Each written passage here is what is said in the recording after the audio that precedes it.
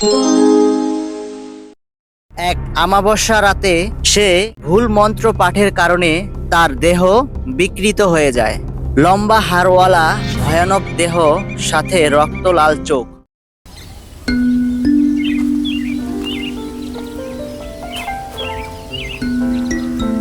এক সময়ের কথা, পাহাড় আর জঙ্গলে ঘেরা সুন্দর একটি গ্রাম ছিল।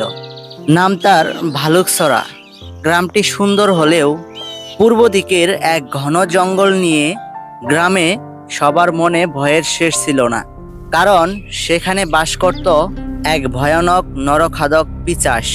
সেই গ্রামের প্রবীণরা বলতো ওই পিশাচ এক সময় ছিল মানুষ।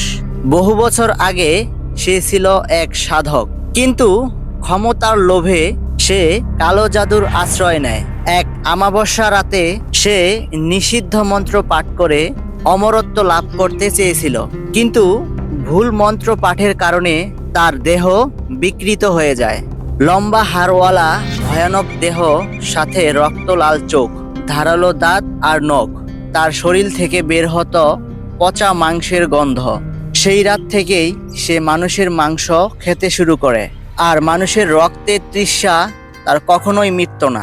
সেই নরখাদক পিশাচ শিকার করার আগে মানুষের নাম ধরে ডাক দিত। অন্ধকারে যদি কেউ তার ডাকে সাড়া দিত, সঙ্গে সঙ্গে সে এসে তাকে ধরে নিয়ে যেত। আর পরদিন কোথাও তার মৃত লাশ মিলত না। গ্রামের লোকেরা বলতো সে শিকারীর আত্মা পর্যন্ত খেয়ে ফেলে, যাতে তারা শান্তি না পায়। একদিন গ্রামের এক গরিব কিশোর রাহাত কাঠ কাটতে গিয়ে জঙ্গলের কাছে চলে যায়। সেই দিন সন্ধ্যা পর্যন্ত সে বাড়ি ফিরল না। রাহাতের মা কাঁদতে কাঁদতে বললেন, পিশাচ মনে হয় আজ আমার রাহাতকে ধরে নিয়ে গিয়েছে। রাহাতের মায়ের মুখে এইসব কথা শুনে গ্রামের সবাই ভয় পেয়ে গেল। তখন পুরোপুরি রাত হয়ে গেছে, চারিদিকে পুরো ঘুটঘুটে অন্ধকারে ছেয়ে নিয়েছে। আর তখন পিশাচের এলাকায় কেউ ঢুকতে সাহস পেল না।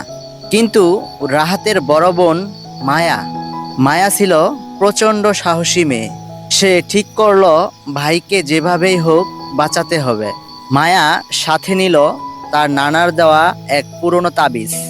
তার নানা বলেছিল সেই তাবিজটি নাকি অশুভ শক্তিকে দূরে রাখে, পুরোপুরি ধ্বংস আর বিনাশ করে ফেলে।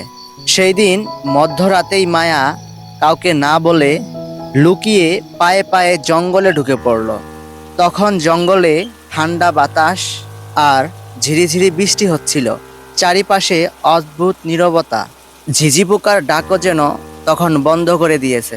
মাটিতে শুকনো পাতার মচমচে শব্দ এক অস্বস্তি তৈরি করেছিল।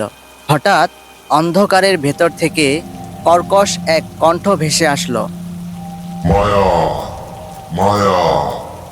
তখনই মায়ার গলা ভয়ে শুকিয়ে গেল, কারণ সে জানতো সেই ডাকে সাড়া দিলেই সর্বনাশ হবে।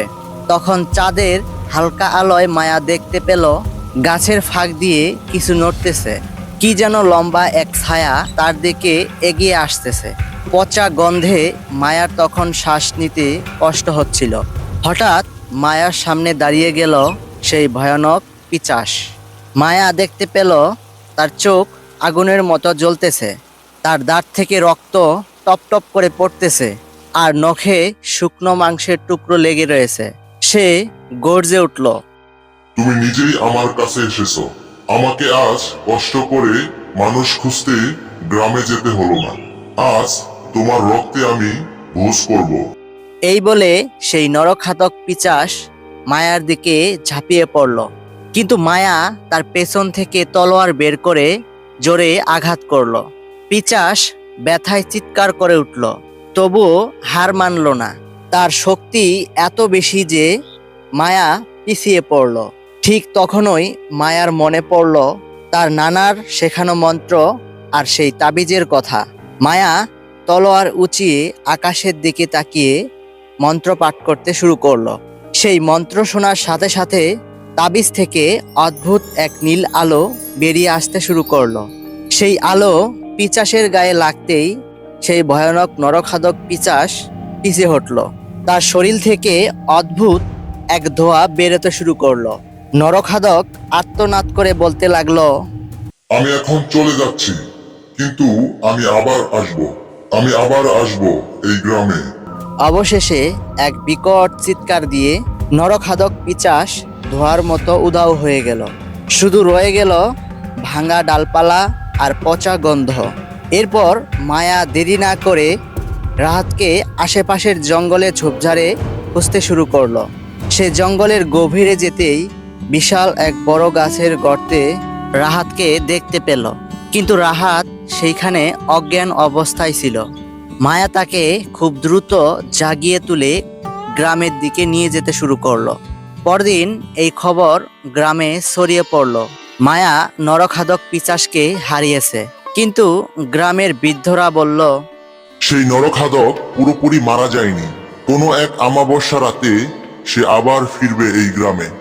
সেই থেকে ভালুকছড়া গ্রামের মানুষ অন্ধকারে আর কখনোই বাড়ির থেকে বের হয় না, আর জঙ্গলেও যায় না।